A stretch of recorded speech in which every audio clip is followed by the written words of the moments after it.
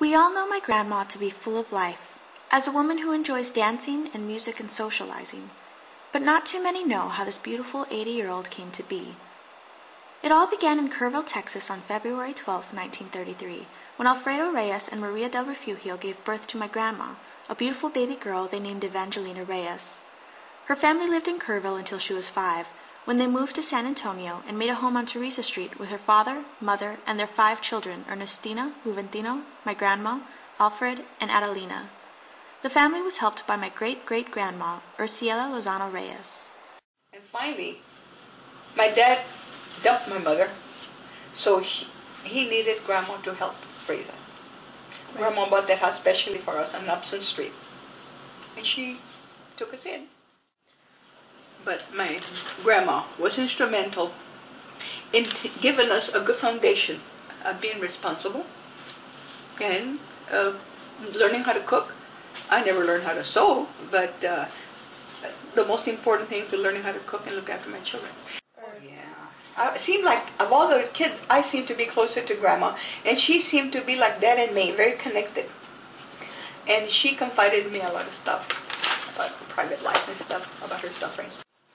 But she was one fantastic lady. Hadn't it been for her, heaven knows what would have become of us, because she raised all 5 of us and bought a home especially for us. Even as a young girl, Grandma found herself being pulled towards her church, and during many rough times growing up, she found answers through prayer and meditation, and later deep reflections of dreams. The first defining moment of my grandma's life happened on May 13, 1944, when she received her first Holy Communion at San Fernando Cathedral. That was the greatest thing that I ever did, and it was such a privilege. And it was San Fernando Cathedral, and they had us, and Grandma made us addresses, and then Felice, who was her sister, she had made us some hot chocolate. I've never been a chocolate person, but she made us some chocolate, and we had some sweet bread or something when we came back after communion. And we had to walk to San Fernando from Grandma's house. And it was a piece of cake in those days, but now it's murder to try to walk downtown. But that was it. The memories of what happened, receiving my first Holy Communion, to me stand out as something fantastic in my life. My grandma was simple and loving as a child, and didn't have many hobbies, but her one big pleasure came from singing. What I love to do is singing. My cousin and I would lay on the floor, my cousin Rosie, and we were constantly singing. Oh, we'd sit outside in the, we didn't have no TV, we didn't, a radio maybe, but no TV. But we'd sit outside on the open air, and Grandma had 2 huge polar trees, and we'd put a blanket or something on the floor, or just look up in the grass, on the sky, and look up at the stars, and we'd be singing away. And we'd be in the house, and we'd be singing. Rosie and I were always singing. And finally what Grandma said, because we sleep on the floor, "Shh! Ya cállense, duérmanse!" Okay, now shut up and go to sleep, she said. But we were always singing, and that helped. Music seemed to be something that really, really kept us going. And I've always been the one to sing. Those are the good old days. But life was simple. Life was simple. We didn't have no TV, but we sit out there on the grass, under the trees that Grandma had in front. And we'd be looking at the skies and just singing. God, life was so simple then. Grandma walked miles every day to attend Mark Twain Middle School. These were tough times for my grandma. Unfortunately, she quit middle school during her 6th grade year to help at home. See, I had to walk, mijita, no breakfast, no lunch. Walk all the way from where we lived out there close to Fine Silver, all the way out here to Mark Twain. Walking. It was a hardship. And, I didn't have nothing, no food in our stomach, nothing for lunch. Yet I had this beautiful, I'll never forget that girl. Her name was Elizabeth Tiller. And she always had the same lunch, peanut butter and banana. And I had never eaten peanut butter and banana. But she knew that I didn't have any breakfast or lunch. And she would give me half of her sandwich. I think a few times she gave me half of her sandwich. And to me, that was a big help because, a kid without food in their tummy, breakfast or lunch, my grandma would leave so early, would just make a big old pot of coffee. Not pot, it would just boil it in a bowl pan. And you had to go dig a cup in there and get a cup of coffee. Life was rough. By the age of 15, Grandma had her first steady income working as a housemaid for Dr. Mar off Broadway Street. It wasn't long before she got a second job at a pecan factory as an inspector, and then her third job at Fine Silver before getting married to Anastasio Castillo. She was only 17 when they met. He happened to have come to my grandma's house. It was a Christmas gathering. He happened to play the accordion, and his brother the guitar or something like that. They both came and played music. My Uncle Tony is the one that knew them through this restaurant. The sister had the restaurant here on Florida Street. And so he brought him over to play music, and he kept staring at me, and well, I had never seen anybody playing an instrument, so to me it was, well, from there it started. And then Over the course of 2 months, she met him only 3 times. On that last meeting, he asked her to follow him and convince her to marry. And just like that, they eloped. Then, 2 months later or something, it was the stupidest move I had ever made. I met with my grandma downtown in front of San Fernando Cathedral. They were having the La Fiesta Week. Here, with my grandma, we're looking at it, and he taps me behind the shoulder. I had seen him one time at grandma's, and then his sisters, who had married my cousin. So he tapped me in my shoulder, and I looked like this for me to follow. Here, it does it, follow. That was the end of my grandma. I really hurt my grandma by running away with him, not knowing nothing about him, not knowing him. I followed him. As quickly as the marriage began, it just as quickly became abusive. The sad thing about this particular marriage, he was a wife beater. Nobody had ever touched me. Dad never raised his voice, never hit us. Grandma tampoco. The only good things to come out of it were her 2 daughters, Gloria and Teresa. Aunt Tina, among others, tried to intervene on Grandma's behalf, but it was the miscarriage of her 3rd child after a severe beating that forced Grandma to leave and seek a divorce. I just took off. I was living on Russell Street with my father-in-law. I told him I was pregnant with a 3rd pregnancy, and I was hemorrhaging. And he didn't give a darn. He was too busy doing his thing. So I told my father-in-law, I'm leaving, and váyase, mija, váyase, he said. He didn't think I was leaving. He thought I was just going to the doctor's office. Well, I never came back. I went to my sister. She lived on Upson Street. Grandma was in 105 and Tina 205 Upson, a block away. And I was determined that was the end of that one. And that was the end of the marriage. But Grandma helped me all the way through. She was there supporting me, but she was instrumental in my getting my life back together. Grandma Arcelia was the beacon of hope for my grandma once again. She watched Gloria and Teresa while Grandma went back to work at Fine Silver. In that time, so much happened to my grandmother, both good and bad. With his father's permission, my grandma's brother, Juventino, joined the army during the Korean War. My brother Juventino, even though he didn't kill him, and he didn't want him to join the service because he was just 17 when my dad had to sign. But he said, Dad, I want to join the army. I want to be able to. He felt so responsible, like he needed to send something to my grandma for us, the brothers and sisters.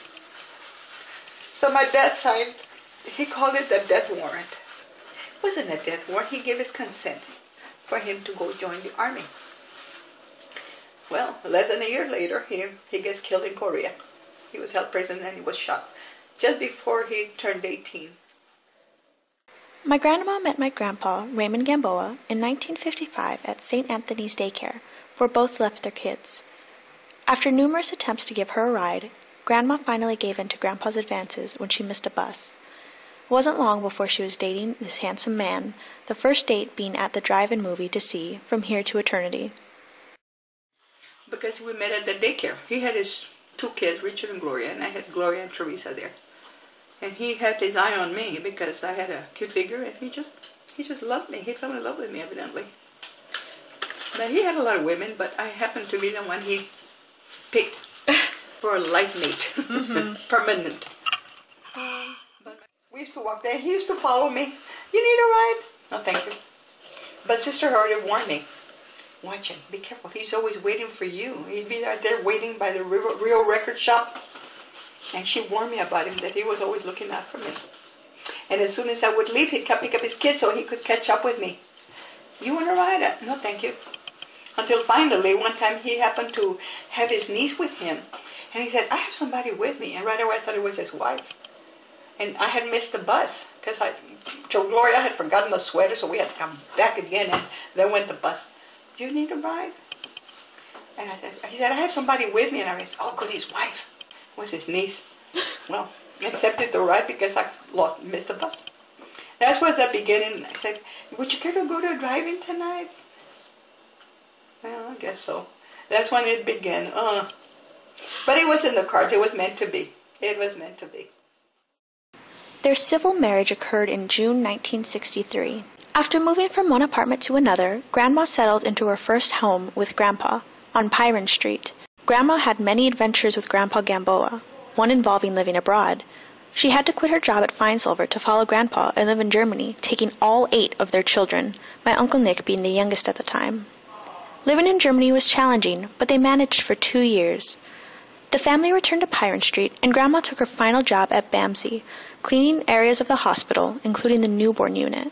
Finally, after many years of hard work, Grandma decided to quit her job, putting in her 2 weeks' notice without saying a word to anyone. So when I got to work, Mr. Brad came from a big family of 13. And I told him, Mr. Brad, I want you to please put in my two weeks notice. I'm quitting. Gamboa, we can't let you go. You're the best employee we have. I said, Mr. Brad, I'm needed at home. And you said yourself that you came from a large family of 13 and your mother was the heart of the family. I am the heart of the family. I'm needed at home. My poor Gina had the responsibility of doing everything. So he said, okay, Gamboa, I'll put you he hated to let me go, but he said, okay, Gamboa, I'll put in your 2 weeks notice. Reluctantly, but he did it.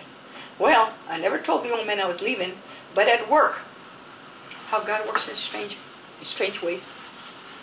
There had been this little baby who were twins. The one was healthy, weighed 5 pounds. Well, not quite the 5 one. She weighed 5. They took her home. The other one weighed just like 2.5 pounds, a little piece of meat. The ugliest thing you'd ever seen. That little kid, I fell in love with her. Her name was Susan Hill. Last name was Hill. That little kid, I would go straight. I used to work with the newborns. I go straight to see her in the incubator. Ugly little thing, looked like a wet mouse. But she grew to be such a beautiful, beautiful baby. I think she weighed almost 8 pounds when she died. Believe it or not, that day is my last working day. I hadn't told Raymond I was quitting. I just did it. And I talked to Our Lady. I'm cleaning the incubators in this room, and I'm cleaning what I did. And I'm looking at this baby, and I talked to Our Lady. I said, you have called me to be a Carmelite. Give me a sign that I'm on the right track, because I already said, this is my last working day. Didn't tell Raymond, I just did it. Give me a sign that I'm on the right track. This little baby was disconnected. She was blind. She was deaf. Everything was wrong with that poor child. Give me a sign that I'm on the right track. Take this baby with you. Sammy, as soon as I'm speaking to Our Lady, I'm cleaning, I'm talking to her, but cleaning, watching the baby, and Dr. Wood is working with her. As soon as I spoke these words to Our Lady, the baby died. And the doctor said, now what the hell did you do that for? And the doctor said, what happened, Woody? And then Dr. Wood, what happened, Woody? She went and died on me. Oh my God, I started crying, tears going down my face. I said, you're proving me that I'm on the right track. I'm doing your will. I'm so happy when the old man picks me up. I have all these walk-in papers that I had quit. And the old man said, no, what the hell is all that for? I said, I quit my job. I hope not. He said very ugly, a ver qué fregados van a comer tus huercos, see what the hell your brats are going to eat. I said, Raymond, I will learn how to make soup out of grass. My kids will never be winning for nothing. But I raised those kids.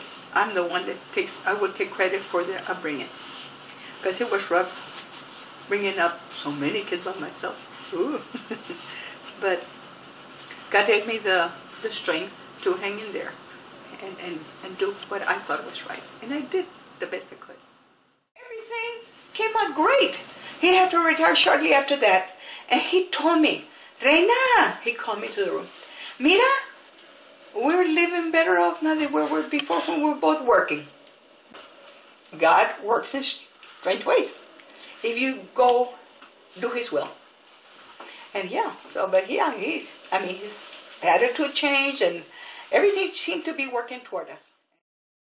By this time, the family had already moved for the final time to a beautiful home on Magnolia Street. It was shortly after moving to this new home that Grandma convinced Grandpa that they needed the Catholic Church's blessing on their marriage. Actually, she demanded it. So in the early 1970s, Father Ralph Reyes married them at Little Flower Church. And we had marriage blessed, believe it or not, at the Carmelite Convent right here on Kentucky. That's where we got our marriage blessed by the church. And it was the Feast of the Sacred Heart. It was on a Friday when we got married, blessed by the church in the Carmelite Convent. The convent was small, and it was a beautiful day. And it was a big blessing. And it was the Feast of the Sacred Heart. It was on a Friday evening. So I see God's hand in all through my life, guiding me, through dreams, through experiences, through whatever you want to call. But God has been instrumental. Even though the lows of life seem to, where am I going? What's happening? Hey, He's in control. He's in control. But you just have to trust that God knows what He's doing with you. You just have to kind of, okay, God, you guide me, you take me. Listening to these stories and witnessing the last 20 years, I could see how God has worked in putting Grandma in Grandpa's life, beginning with her inspiring him to make the Cursillo retreat. It was where you go to the teaching. It was a three-day course. Well, they spend the night there. And Raymond went through it too. And you go down from a Thursday night until a Sunday. And Sunday, when you see these people, they're totally different. They're full of the Spirit and joyful. And that attitude is, supreme. And Raymond went cussing at me when I went to leave it. This guy said, déjalo que vaya. I'll be his sponsor. And so he said, voy a ir para caerte el hocico. Hocico means a dog's mouth. When I went to pick him up that Sunday afternoon, it was a service at noon, I think it was. And you should have seen the jubilee and the joy, because then went downstairs where they were going to have a little festivity, and the joy and the singing. I mean, you could feel the Holy Spirit in these people. You could see it and feel it. Including him. Vente, masita linda. Oh, that was the biggest thing that ever happened to him. Like, grabbed me by the hand, and his joy was just overflowing, and he came overjoyed to the hotel, and the kids already the experience of living with the Holy Spirit, and that he was just a changed man. He realized that I was searching for the truth, and that I had found the truth. He finally acknowledged that I was going the right path. That was his turning point.